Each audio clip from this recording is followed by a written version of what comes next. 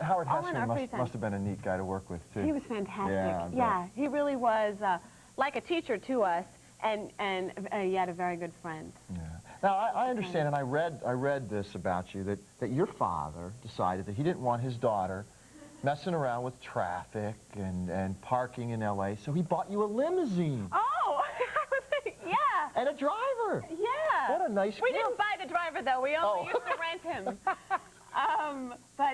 Yeah. And so you were just, you went everywhere all over town with your friends, and just whatever you needed to do, you just, poof, here's the limo. Yeah, I guess so. Oh, nice. Let's see, we used to use it just to go grocery shopping. It was usually a family thing, that when me and my mom and brothers, we were going somewhere, then we all jump in the limo and go off. But also, just there's a lot of different events. Los Angeles, and wherever I go, I'm lucky enough to go to a lot of great, fun, exciting events, premieres and benefits and charity things. And so we would just go in the limo. Take the limo. Yeah, it was fun. Jared the driver, right? Own. Hey, you really did your homework. Ah, you betcha.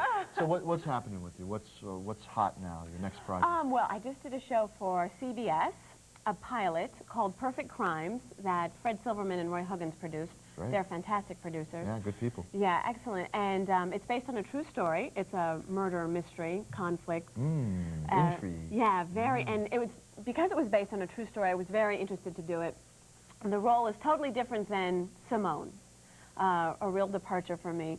And it should be great. It'll be out soon. Yeah, good. And then, let's see. I just got back from filming in Spain and Portugal, Zorro, for the Family Channel. All right, good. Yeah, and that was also totally different than Simone. I was an Annie Oakley type of character, a sharpshooting, trick-riding, frontier gal. So have you ever dated? But never mind, I'm kidding.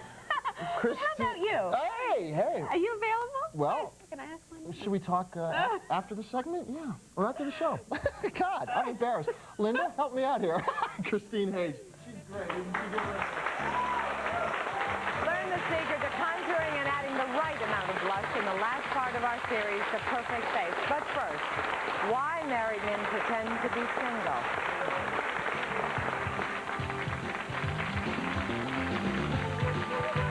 Still ahead, turn a popular snack food into a fabulous party dish that'll leave your guests begging for more. Popcorn cookery with Orville Redenbacher.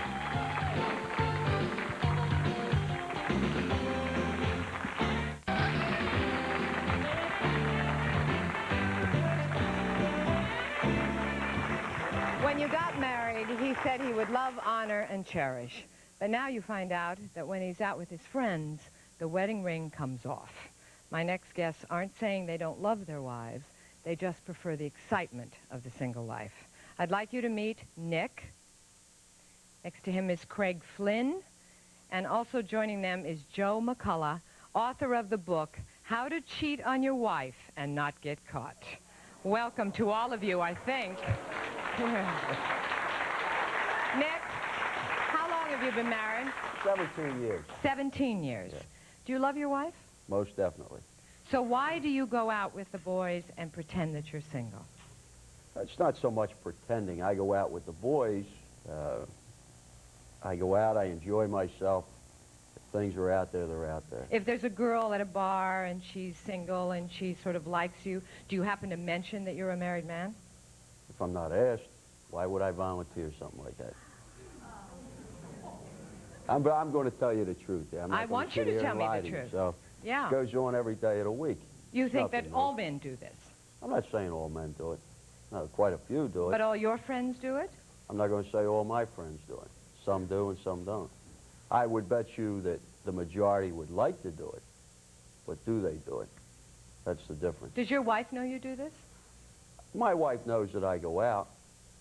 Does she know that when you say, do what? Pretend you're single. I never said that I pretended to be single. You just don't say you're married. I'm not going to go out there and wear a sign. I see. Okay. Craig, how long have you been married? 3 years. Do you love your wife? Yes, I do. You do. Why do you like to go out with the boys and sort of live this single life? Well, the age I got married at, first of all, was kind of young. How young? 19 years old. Uh-huh. So you don't feel you've sown all your wild oats? Well, you kind of fit more in with the crowd, I guess. Like, when you just go out and pretend to be single, you fit more in with like certain groups of people because they look at you differently if they knew you were married. Why did you get married? And because I was in love. And you still love her? Yes. You still do. Now, I understand that there are friends of yours that don't even know you're married. Is that true? Yes. You didn't bother to tell them? No, it's a thing just to like fit in with the crowd, to like fit in with certain people. It's easier to fit in with those people if they don't know. Now, let me ask you as well as Nick. You're out at a bar. You're having a great time. You're with your friends, a lot of single, good-looking girls around. And let's say one of them really takes a shine to you. What happens? How far do you go? You want to answer that? As far as maybe to talk to her, but that would be about it. What if she says, gee, Craig, God, you're so great. I really like you a lot. Craig's going out I can't like wait that. to That never know you happened. I better was and never wants to take you home with her. What do you do? I was never put in that type of situation. Yeah, I bet. It's never happened. No. You've never cheated on your wife. No. Boy, that pause said a million things. A million things. Nick, what about you? When a girl wants you to go home with her, when she thinks you're available, of course, because you haven't bothered to tell her you aren't, what do you do? Just national TV. Do you want me to tell Yeah, I want you to tell us. What happens? Have you gone home with someone? It depends. What does that mean? What does it mean? It means the situation that's evolving. I may not go home. I may go in a parking lot. Who knows? I mean, you know, it's just the way it is. Joe? You want me to tell you stories? I'll tell you stories. Yeah, I'm afraid of him, actually. You're Joe, right. why do men pretend to be single? Well, to my left are the Pinocchio twins. Both their noses are ready to be runways for JFK, but it's the prime example of men having their cake and eat it too.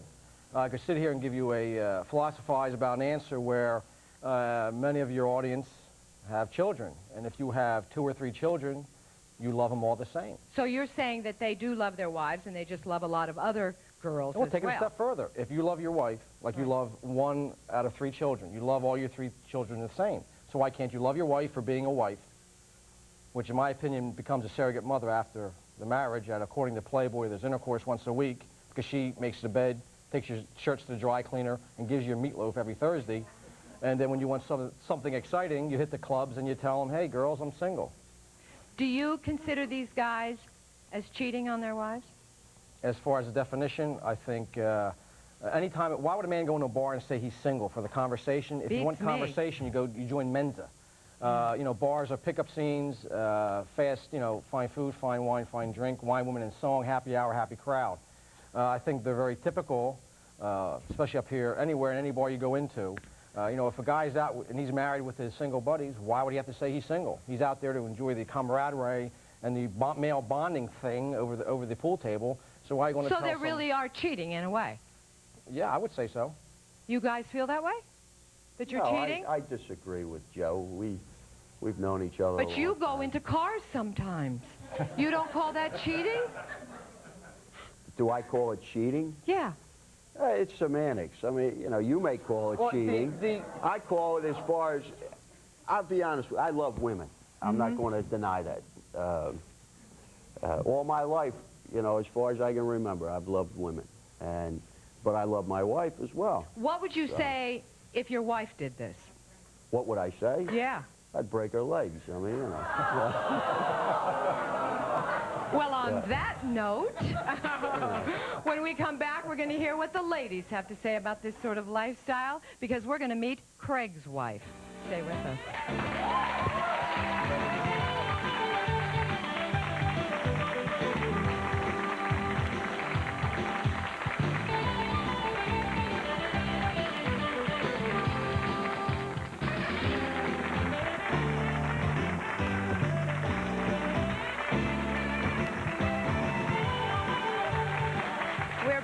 With married men who pretend that they're single, I would like you all to meet one woman who does not think it's okay, and that's Craig's wife, Maria. Welcome, Maria.